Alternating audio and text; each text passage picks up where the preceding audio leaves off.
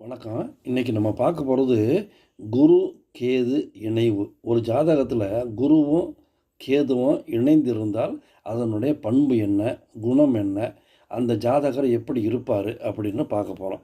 இப்போ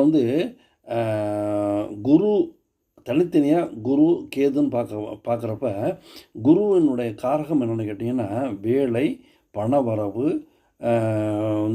திருமணம், புத்திர பாக்கியம், இதுதான் அவருடைய வேலை. கேதுங்கிறது ஆன்மீக கடவுள் சம்மந்தப்பட்ட கிரகம், ஆன்மீக கிரகம்.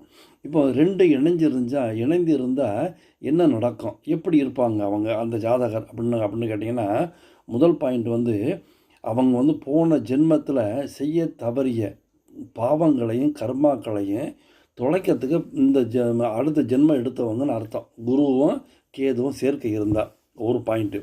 ரெண்டாவது பாயிண்ட் இந்த ஜென்மத்தில் அதிகமாக கடன் வாங்கக்கூடியவர்கள் இவர்கள் அப்படின்னா அது ஒரு பாயிண்ட் இருக்குது. மூணாவது பாயிண்ட் என்னென்னு கேட்டிங்கன்னா, இந்த ஜென்மத்தில் தான் பெற்ற குழந்தைகளுக்கு அவர்களுக்கு வேண்டிய கடமைகளை நிறைவேற்றாதவர்கள், செய்ய தவறியவர்கள் இந்த குரு கேது சேர்க்கை ஜாதகத்தில் உள்ளவர்கள் அப்படின்னு ஜோதிட சாஸ்திரங்கள் சொல்லுது. சரி, இப்போ இது இல்லாமல் இப்போ சில பேர் நீங்கள் பார்த்துருக்கீங்கன்னா கோயிலுக்கு நன்கொடை கொடுப்பாங்க. நிறைய பேருக்கு நன்கொடை கொடுப்பாங்க.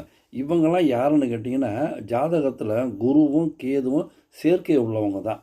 சரி, அது இல்லாமல் நிறைய பேர் பார்த்திங்கன்னா கோயிலுக்கு நன்கொடை வசூலிப்பாங்க. பில் போட்டு ரசீது போட்டு வீதிக்கு வீதி வீட்டுக்கு வீட்டு போய் வசூலிப்பாங்க. அவங்களாம் யாருன்னு கேட்டிங்கன்னா ஜாதகத்தில் குருவும் கேதுவும் சேர்க்கை இணைவு பெற்றவர்கள் தான் இது மாதிரி வேலையெல்லாம் பண்ணுவாங்க. இனிமேல் பார்ப்போம், அடுத்தடுத்து இனிமேல் ஒவ்வொன்றா இணைவு பார்ப்போம். நன்றி, வணக்கம்.